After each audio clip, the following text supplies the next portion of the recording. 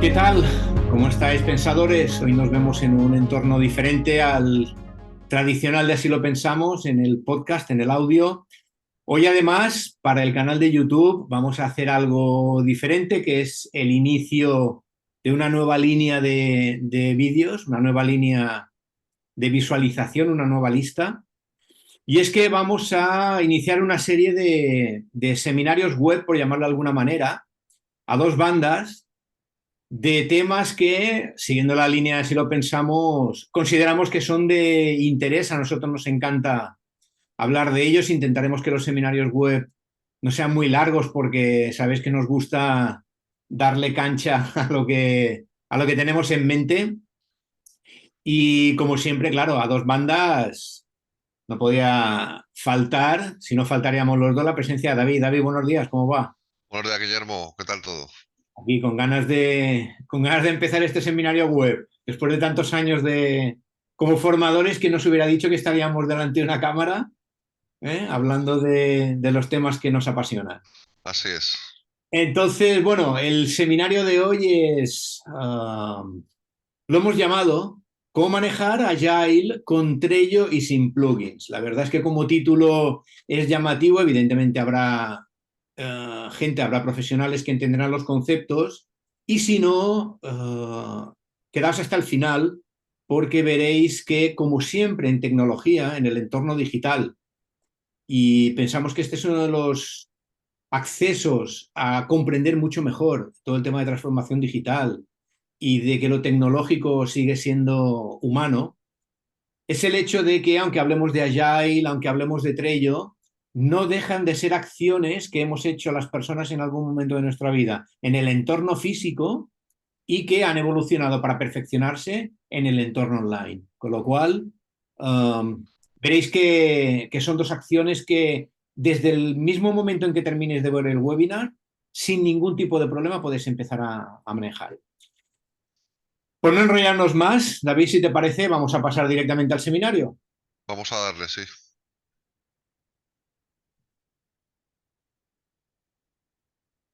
Bueno, aquí estamos. Como os decía, como podéis ver en la presentación, vamos a trabajar conceptos relacionados con, al final, lo que es gestión de tareas. Por eso os decía que serán conceptos que todos vamos a conocer. Y con Trello, que es una herramienta online gratuita, lo que ya aporta un valor importante de base, con el que veréis que podéis trabajar de manera relativamente simple, que no sencilla, porque al final hay que ahondar un poco, pero de manera simple uno puede gestionar tareas tranquilamente, incluso en equipo. Hay empresas de mucho nivel que están empleando Trello, la versión gratuita, para hacer este tipo de cosas, con lo cual veréis que es una aplicación que tiene mucha tirada. Para empezar con este tema, me gustaría contar una historia que la anticipo en la frase de abajo, para que luego la historia tenga un poquitín más de sentido. Es decir, es importante hoy en día trabajar las herramientas.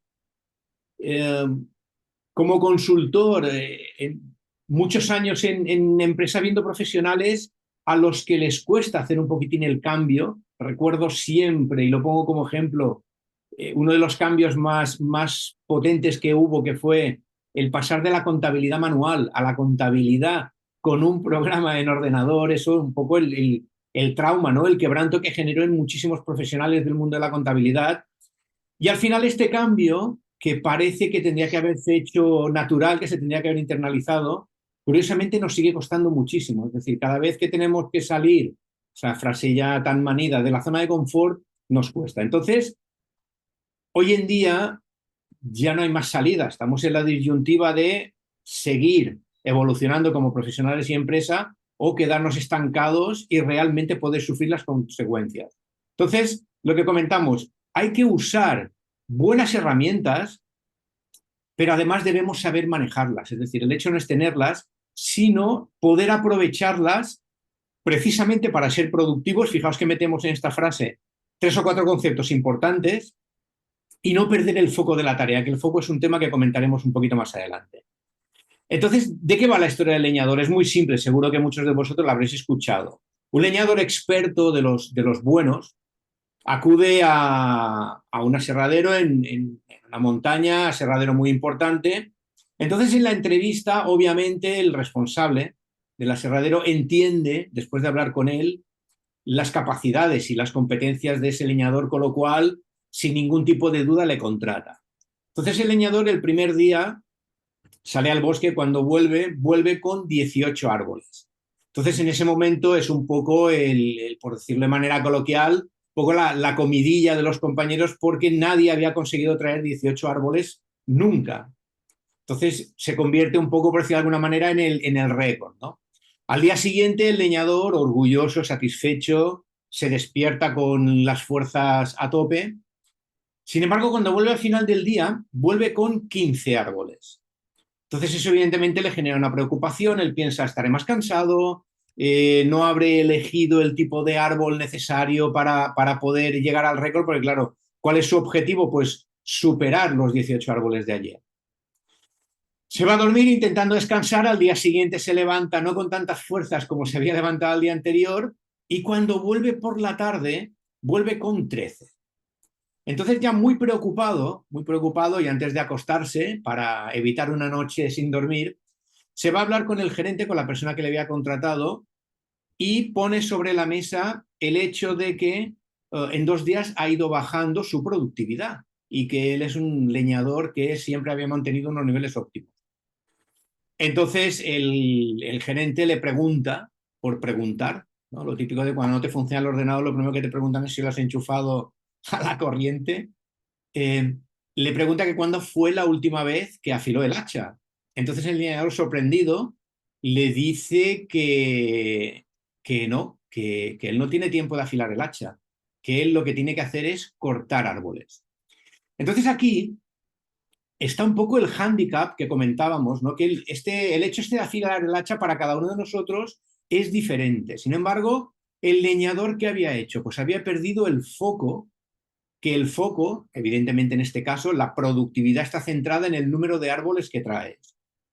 Había perdido el foco en eso. ¿Por qué? Porque no prestaba atención a una de las acciones que son irrenunciables para que puedas seguir manteniendo ese foco y que la productividad sea óptima como siempre. Por eso comento aquí que afilar el hacha, esa metáfora, es diferente para cada uno de nosotros, pero que el objetivo conceptual es el mismo. Es decir, que tengamos la capacidad y la habilidad de manejar las herramientas para que realmente podamos cumplir con esa productividad, que podamos rendir lo necesario para que la productividad sea la que nosotros consideramos o también, evidentemente, la que se nos demanda en nuestro rol profesional, ¿no?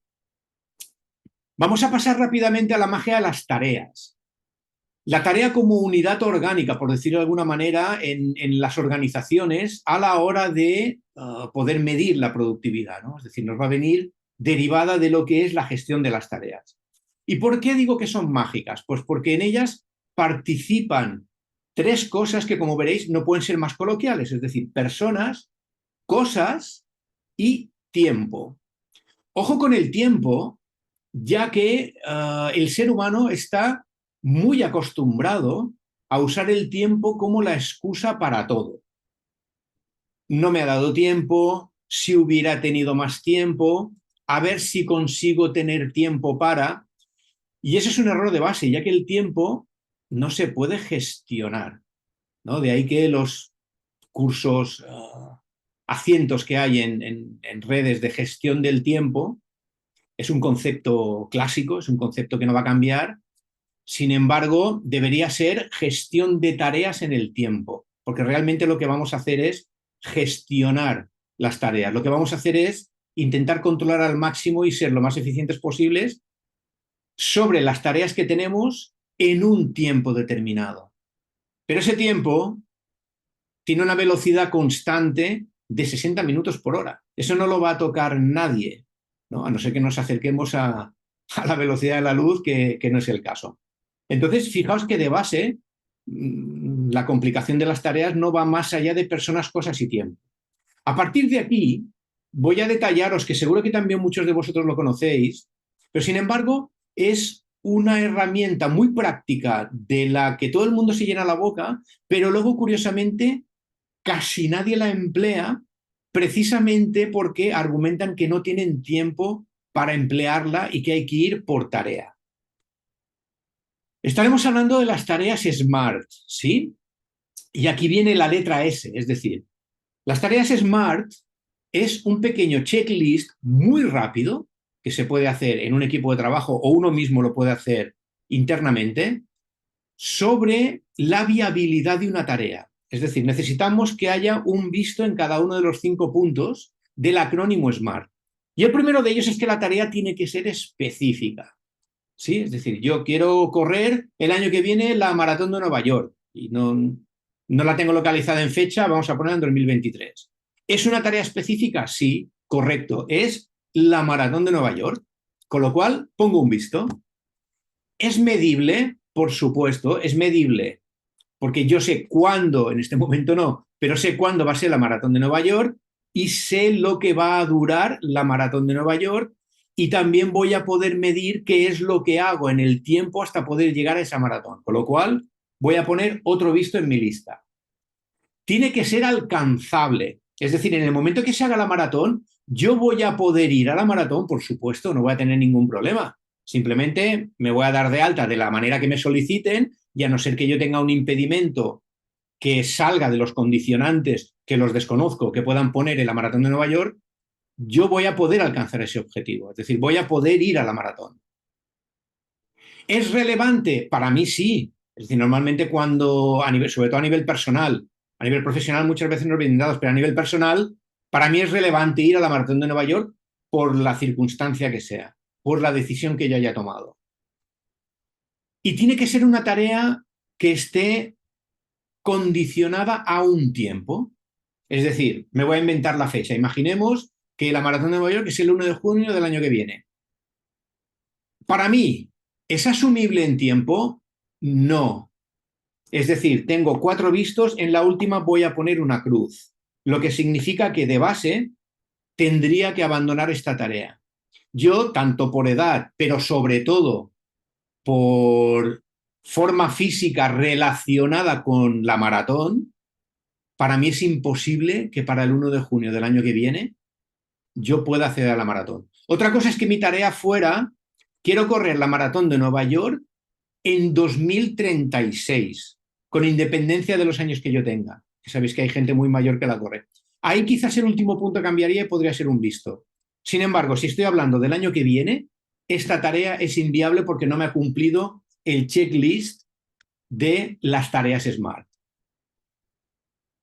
Rápidamente, es un concepto también muy manido, pero que reflexionamos muy poco sobre él. ¿Qué es la productividad? Fijaos en las definiciones coloquiales que ponemos, no porque lo queramos hacer coloquial, sino porque tenemos que atender a la simplicidad de las cosas. La productividad simplemente es saber si algo se está haciendo de manera correcta o no. Fijamos que estamos hablando de saber, porque el hacer ya se da por entendido dentro de la tarea. De ahí deriva el desempeño. Es decir, el desempeño es cómo se va a comportar y cómo va a hacer su trabajo un profesional. Es decir, ese algo que estamos haciendo arriba, evidentemente lo está haciendo una persona, un profesional en este caso. Entonces, para poder evaluar la productividad, tenemos que ver cómo se desempeña esa persona, es decir, cómo se comporta, que eso deriva también de la conducta que tiene, y cómo hace su trabajo esa persona. Y para ello, ya sabéis que también es un tópico, pero es muy cierto, si algo no se puede medir, vamos a decir que no existe, ¿no? Es muy difícil gestionar algo, por no decir imposible, que no se pueda medir. Entonces, fijaos que es muy importante definir, primero definir y luego controlar los indicadores que nos permitan evaluar el desempeño de la empresa. Y digo de la empresa porque previamente habremos evaluado el desempeño del profesional. Entonces, fijaos, rápidamente, la productividad trata de objetivos, trata de tareas para llegar a esos objetivos, trata de los tiempos para conseguir ese objetivo dentro de la tarea, evidentemente trata de resultados, que va a ser que ese flujo sea correcto, pero al final, sobre todo de lo que trata es de personas. Y eso es lo que nos tiene que quedar muy claro. Somos las personas las que tenemos que evolucionar. Somos las personas las que sufrimos la brecha digital, pero, por ejemplo, hablando de estos entornos, porque somos nosotros los que la creamos. Porque estamos en una parte de un acantilado, tenemos que pasar a la otra, pero no somos capaces de tender ese puente. Entonces, el material de ese puente va a ser lo que nos va a permitir hacer una transformación digital. Y aquí, si os parece, le voy a pasar ya la palabra a David, porque le toca a él. Con lo cual, David, cuando quieras.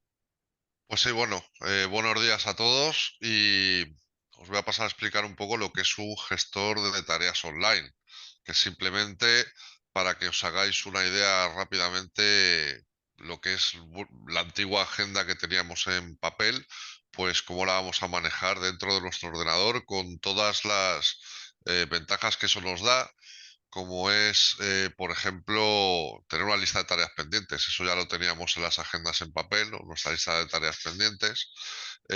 Podíamos tenerlas más o menos detalladas, si las tenemos a través de una aplicación de ordenador, pues podemos detallarlas incluso más, ¿no? Y elevar los niveles de detalle hasta el punto que queramos. Eh, una vez que nos acostumbramos a trabajar con las aplicaciones informáticas como gestores de tareas, nos damos cuenta de que son más fáciles de organizar, aunque al principio no lo parezca, estamos muy acostumbrados a las agendas tradicionales. Al final, cuando estamos usando la el gestor de tareas online, nos damos cuenta de que nos es mucho más fácil de organizar y por lo tanto nos hace más productivos. Podemos planificar desde cualquier sitio sin necesidad de tener que llevar esa agenda encima. Es decir, quien más que menos hoy en día, pues tenemos móvil y solemos llevar la agenda ahí. Además, podemos verla en una tablet, podemos tenerla en el ordenador. No hace falta que llevemos ya el boli y la agenda, ¿no? Tenemos avisadores, las agendas tradicionales no nos avisan cuando tenemos que empezar a hacer algo. Una aplicación sí nos avisa. Tanto hemos podido, por ejemplo, poner una tarea para empezar en un momento dado en el ordenador y como lo tendremos sincronizado porque Internet es así, nos va a avisar en el móvil inmediatamente. Y hoy en día ya con los smartwatches y todo eso, pues, qué deciros, ¿no?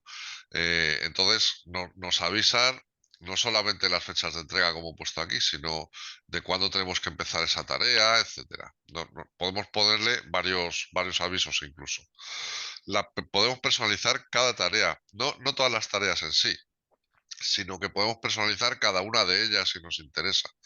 Eh, Nosotros teníamos nuestra plantilla ya hecha en la agenda en papel porque todo el mundo se la hacía, nuestra forma de hacer las tareas y todas las planificábamos igual con un gestor de tareas online. eh, Podemos personalizar incluso cada tarea. Y todo esto al final en lo que redunda es en un aumento de la productividad. Podemos pasar a la siguiente.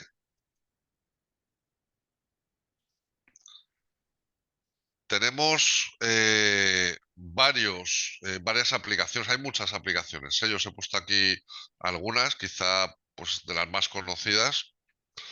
Tenemos Asana, bueno, es una bastante conocida y bastante utilizada. Jira, Todoist, que es un gestor de tareas muy básico, es lo más parecido a lo mejor a lo que era nuestra agenda en papel.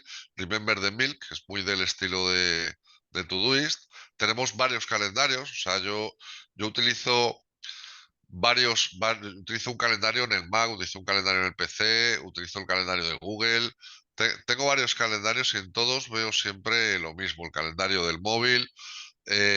También sirven para planificar tareas. Quizá no es un gestor de tareas online, probablemente dicho, pero nos sirve.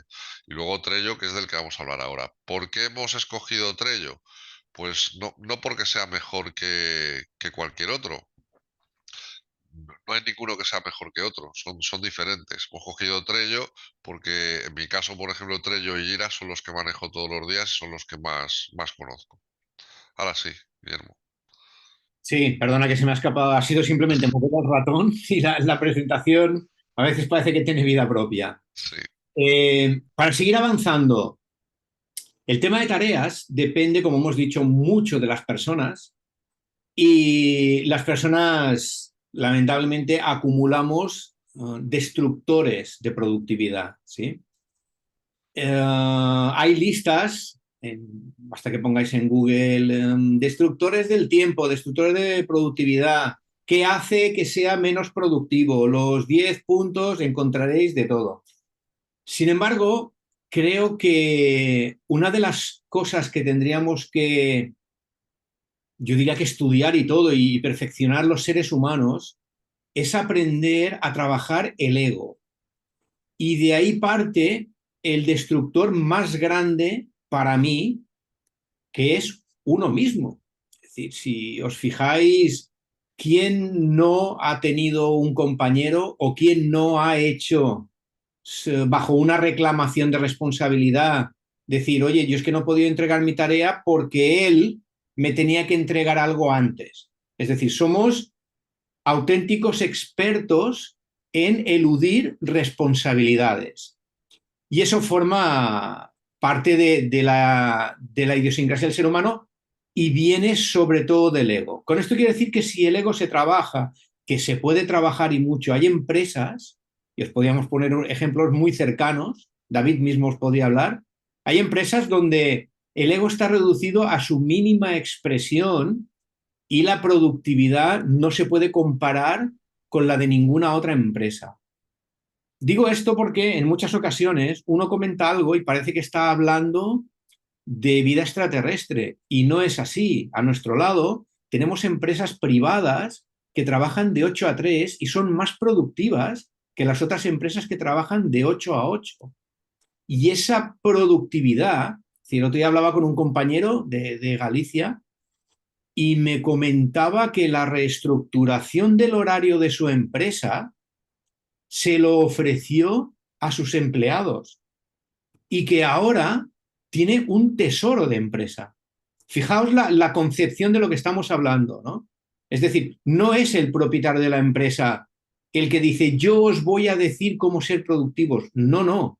Si tú eres lo suficientemente inteligente como para contratar a alguien, porque tú ves que es una persona comprometida, productiva, que es una persona eficiente, que tiene talento en lo que hace, oye, déjales funcionar como equipo, porque muy probablemente ellos serán mejores que tú en facetas de su rol, con lo cual no tiene ningún tipo de sentido que tú, aunque seas el responsable, fijaos la palabra, responsable de, y resulta que luego la responsabilidad nos resbala como si fuéramos de jabón. Entonces hay que tener muy claro que, igual que el primer destructor de productividad es uno mismo, el primer constructor de productividad debe ser igualmente uno mismo. Entonces, este hecho de que se deje gestionar un horario profesional de una empresa a los propios empleados no hunde la empresa, muy al contrario, la convierte en una empresa que está escalando hacia la excelencia. Por igual, yo se lo voy a poner tres y dentro de la última hay todos los que queramos, pero la pérdida de foco es una de las carencias importantes, es decir, no tener claro hacia dónde vamos. Fijémonos que si estamos hablando de una tarea hacia un objetivo y con un tiempo determinado, si perdemos el foco de la tarea, lo primero que haremos será que no la vamos a cumplir en ese tiempo. Ojo, no que no tengamos tiempo para hacerla, sino que vamos a perder ese camino, no vamos a ser capaces de llegar a tiempo, pero no porque no tengamos tiempo, sino porque no hemos gestionado bien la tarea en ese tiempo que tenemos.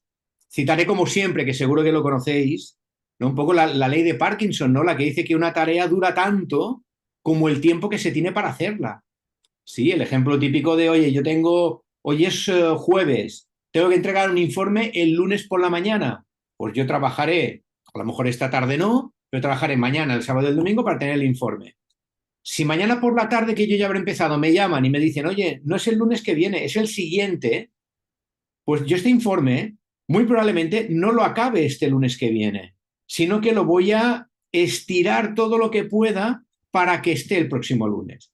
Entonces, fijaos que si lo acabamos este lunes, seremos muy productivos, porque nos van a quedar muchos días para seguir haciendo otras tareas y el lunes de la semana siguiente podré entregar el informe exactamente igual que si lo hubiera hecho durante toda la semana que viene. Entonces, ojo con perder el foco.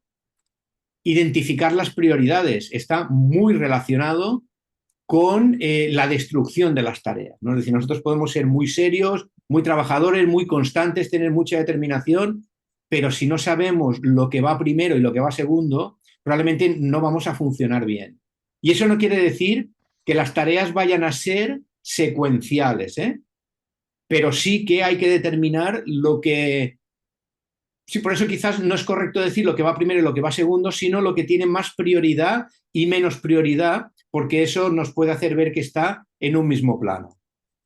Y luego, pues, oye, los típicos distractores que os voy a contar, pues el correo electrónico, todas esas cosas que hablan muy mal del presentismo, es decir, de ese hacer cantidad de horas en lugar de calidad de horas, todo lo que una persona con tal de no irse antes de que se vaya el jefe hará muy probablemente la última hora de su día, y eso son 5 horas por semana y son 20 horas por mes, que es mirar los periódicos deportivos, ver las carteleras de cine, consultar las redes sociales.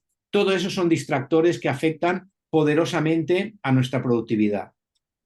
Y al hilo de todo ello, ¿qué es el entorno productivo? Es decir, ¿qué es lo que forma un entorno productivo? Pues evidentemente, en primer lugar, un proyecto.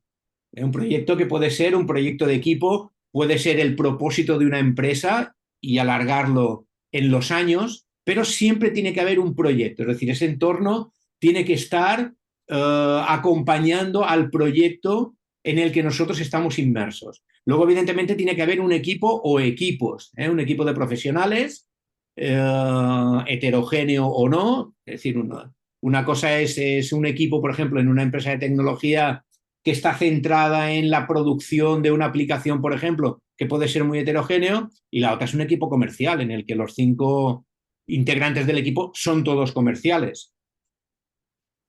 Y luego el tema de las tareas, ¿sí? Es decir, tenemos lo que es el proyecto, lo que es el equipo y lo que son las tareas. Y anticipamos estos 3 puntos porque ahora David nos va a hablar un poquito de lo que son los espacios de trabajo y así seguimos avanzando. Bueno, los espacios de trabajo básicamente vienen a ser como la especificación de los proyectos, ¿vale? Es cómo organizamos nuestros proyectos entre ellos. Concretamente, a ver, eso no quiere decir que en el resto de gestores de tareas no haya espacios de trabajo, al decir que son organizadores de proyectos entre ellos, también los hay. Lo que pasa es que no se llaman igual, se llaman directamente proyecto o cosas así. Generalmente se suele llamar directamente proyecto. Em, Aquí ya tenemos que hablar también de lo que son tableros entre ellos. Eh, Aquí ya os lo pongo, organizadores de trabajo del proyecto entre ellos. Es decir, fijaos que la imagen que nos ha puesto Guillermo en la diapositiva es una cajonera enorme. Dentro de cada cajón, o sea, en la cajonera hay un montón de cajones. Luego dentro de cada cajón, si os fijáis, hay fichitas. Bueno, pues imaginaoslo así, ¿no? Nosotros tenemos un proyecto que es nuestro espacio de trabajo. Dentro de nuestro espacio de trabajo podemos incorporar distintos tableros que pueden ser, por ejemplo, las áreas de nuestra empresa, ¿no? Nosotros tenemos un proyecto en el que implicamos, por ejemplo, si es una empresa de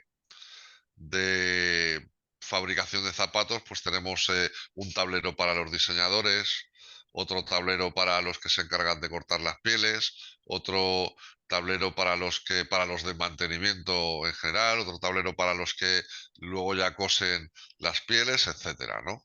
Otro para el que pone las suelas, otro que para los que usan la horma. Esos serían distintos tableros que son las distintas áreas. Y luego dentro de cada tablero tenemos las tareas que va a hacer cada área, por decirlo así. Es lo que ponemos aquí, la unidad mínima de trabajo, que es la propia tarea en sí. Luego cuando veamos Agile, pues entraremos en conceptos un poco más amplios, que son las historias de usuarios o las épicas, pero la tarea en sí, que es de lo que estamos hablando continuamente, es la unidad mínima de trabajo y es lo que hay dentro de cada tablero, tareas. Y esto ya nos lleva un poco a pensar en lo que son las metodologías ágiles. Os puedo decir a modo introductorio que hemos estado hablando de tareas, de productividad, de eficiencia, de compromiso en el trabajo, quizás de alguna forma un poco más velada, pero todo esto se tiene que poder manejar de alguna manera, es decir, no se trata de meter todo eso en un cubo y a ver lo que sale. Tiene que haber un método, ¿no? Por eso aplicamos metodologías. Hay muchísimas metodologías de trabajo, se han ido incorporando a lo largo de la historia, especialmente desde finales del siglo XX, y al final, a día de hoy, las que triunfan y están adoptadas prácticamente en cualquier empresa hoy en día son las metodologías ágiles, de las cuales hay, pues, podríamos hablar de varias. Yo os las voy a nombrar, pero no las voy a explicar, que son, pues, Lean, por ejemplo, Waterfall, etcétera, ¿no? Nosotros vamos a hablar de Scrum, a grandes rasgos, no vamos a entrar muy en específico con este tema porque tendríamos que hacer muchos vídeos para hablar de esto, ¿vale? Hay cursos muy intensos sobre Scrum, ¿vale? Pero para que os hagáis un poco la idea. En Scrum intervienen, que es una metodología ágil, como es el primer punto, intervienen los stakeholders, que son las personas que demandan el trabajo, por decirlo de alguna forma, es decir, el cliente puede ser un stakeholder, la propia empresa puede ser un stakeholder. Luego está el product owner, que es una figura que puede estar o no, pero que cuando hablamos directamente de producto o de servicio, suele estar porque es, digamos, la persona que está entre los stakeholders y el equipo de trabajo. Se va a hablar de iteraciones porque en el mundo Agile en general la iteración es imprescindible, tenemos que repetir muchas veces algunos ciclos para mejorar la calidad del trabajo, luego veremos cómo. Por supuesto que el equipo de trabajo tiene tiene su puesto especial en el podio, porque sin el equipo de trabajo no hay nadie que realice el trabajo. El ciclo de pruebas, eh, tenemos que probar lo que estamos haciendo, tenemos que testearlo para poder verificar que llegamos al último punto, que es mejorar la calidad final del producto o servicio. Y lo que mejora la calidad final del producto o servicio es, entre otras cosas, aplicar una buena metodología. Y esto es Scrum. Entonces, ¿qué significa Scrum? Me lo voy a pasar a la otra pantalla porque no sé si vosotros lo veréis pequeño, pero a mí me da la sensación de que sí. Bueno, Scrum te dice que es el revolucionario método, ¿no? Bueno, lo cierto es que es el método que más se utiliza especialmente en empresas de tecnología y especialmente en empresas de desarrollo, de programación. Entonces, aquí he puesto algunas cosas que generalizan al Scrum o que definen un poco el Scrum, aunque no es la que define el ciclo del Scrum, ¿vale? Todo el flujo de Scrum, sino simplemente algunas generalidades para que se entienda un poco mejor lo que es Scrum. Entonces te dice, libérese de los títulos. Dé a las personas la libertad de hacer lo que creen mejor y la responsabilidad de responder de ello. Rompa sus tarjetas de representación. Esto viene a decir un poco, viene a hablar de que nos dejemos atrás un poco los líderes, de que todas las personas tienen su propio liderazgo, tienen su propia responsabilidad, eh, y que no hay que quitársela. Es decir, vamos a eliminar el título de jefe, el título de responsable el título, tienen que estar porque tienen que venir definidos, pero eh, habla más bien del trabajo que se tiene que hacer, ¿no? Que cada uno tenga su propia responsabilidad. El secreto es dañino. En su organización, en los equipos, nada debería ser secreto. Tenemos la costumbre de que los jefes se guardan cosas para ellos, no comparten la información o la dan a cuentagotas y el equipo no va a trabajar bien si no tiene una visión un poco más global de lo que viene a ser el proyecto en sí, sea este cual sea. No busque culpables, examine el sistema que produjo el fallo y arréglelo. Es improductivo buscar culpables, lo que es productivo es buscar la solución. Entonces, centrémonos en eso, ¿no? No a la multitarea. Realizar más de una tarea a la vez nos hace más lentos, menos eficientes, todo lo haremos peor. Foco. Guillermo hablaba antes del tema del foco y se trata de eso, de cuando las personas estamos haciendo varias cosas a la vez, pues afinamos poco. Lo suyo es que hagamos las cosas de una en una desde su principio hasta el fin. Acordaos del refrán, ¿no? Del que mucho abarca, poco aprieta. Pues viene a ser un poco eso. Ser feliz es el primer paso hacia el éxito. Si solo nos recompensan por los resultados, no por los procesos, seremos bastante infelices. Scrum hecho correctamente, hará felices a trabajadores, clientes, directivos y accionistas, por lo general en este orden. Bueno, los trabajadores está claro que vienen a ser lo que es el equipo de trabajo, clientes y accionistas pueden ser los stakeholders y directivos, pues ahí puede entrar a lo mejor en algún momento la parte del product owner, ¿no? Pero vienen a ser probablemente también stakeholders de cara al grupo, al equipo de trabajo. No se puede ir con el látigo. Eh, Hay que intentar que el equipo de trabajo sea feliz, haga las tareas eh, por, por devoción más que por obligación, aunque exista la obligación, está quizá un poco enlazado con la parte de asignarle su propia responsabilidad y hay que intentar fijarse en lo bien que hemos hecho el trabajo y no los números que genera para la empresa. Cuanto mejor hagamos el trabajo, lo de los números para la empresa viene solo. Arregle el problema justo cuando se detecta, es el momento ideal, no después. Creo que se autodefine un poco, ¿no? Cuando detectamos el problema es cuando tenemos que ponerle solución. No hay que dejar esas cosas para después porque al final, en vez de conseguir una mejor calidad para el producto, lo que conseguimos es entregar un producto o un servicio deteriorado. Y esto es lo que viene siendo, ¿para qué sirve Scrum? Y iría más allá y no solamente Scrum, sino para qué sirve aplicar una buena metodología de trabajo de equipo.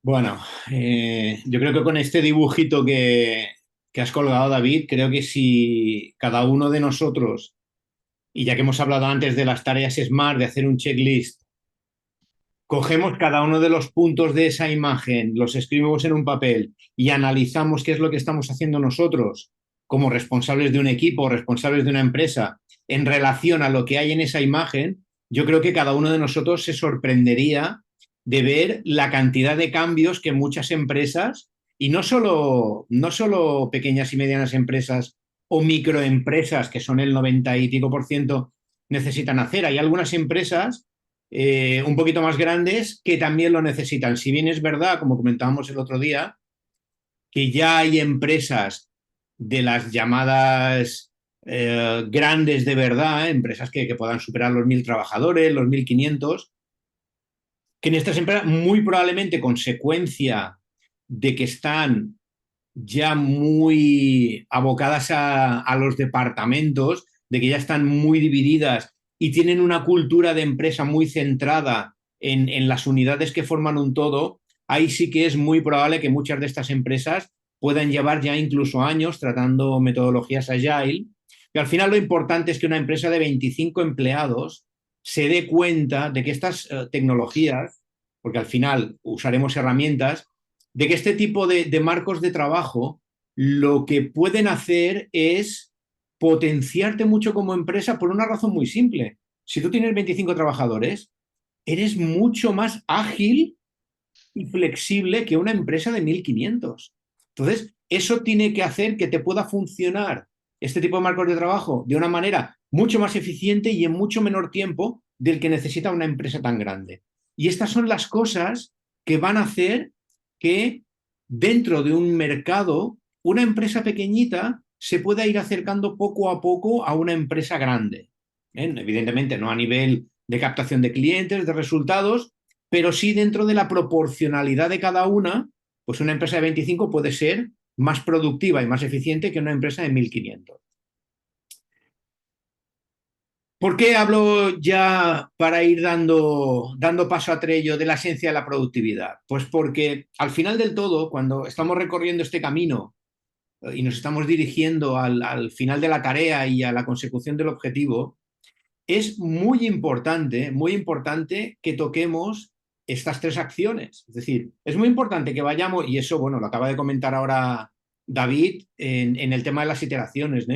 Es muy importante analizar lo que estamos haciendo, es muy importante detectar puntos de control y sobre todo aplicar puntos de corrección. Imagina que es una tarea solo mía, de las que podemos entender todos, no estoy hablando de Scrum ahora, una tarea mía que tengo una semana para hacerla y la hago de corrido. Entonces, al final, cuando es hora de entregarla, hay dos errores. Se me han escapado dos cosas. ¿Por qué? Pues porque en esa semana me he dedicado solo a hacer la tarea. No ha habido ninguna iteración, es decir, no ha habido ningún corte que me permita analizar como punto de control y si veo que algo falla, corregir y seguir. Es decir, si en esta tarea de una semana soy capaz de hacer, por ejemplo, tres iteraciones, es decir, cortar en 2 puntos y tener 3 puntos de análisis y corrección, probablemente cuando la entregue estará mucho mejor que si hubiera dedicado los 5 días seguidos a hacerla de corrido. Y aquí es donde vamos a dejar la presentación ya en PowerPoint, por decirlo de alguna manera, aunque no estemos usando PowerPoint, y vamos a trabajar directamente en Trello. Es decir, vamos a ver cómo es el entorno de Trello, vamos a empezar creando un espacio de trabajo y a partir de ahí pondremos un ejemplo práctico para que todos podáis ver, ya que hemos ido un poco de lo más simple en la presentación, un poquito a lo más complicado, por decirlo de alguna manera, con conceptos muy nuevos, con términos en inglés que no están colocados allí porque nos dé la gana, sino porque dentro del mundo Agile hay que conocer esos términos y hay que manejarlos precisamente para ser más ágil y para no dispersar. Entonces, vamos a pasar ahora ya directamente a lo que es la presentación entre ellos.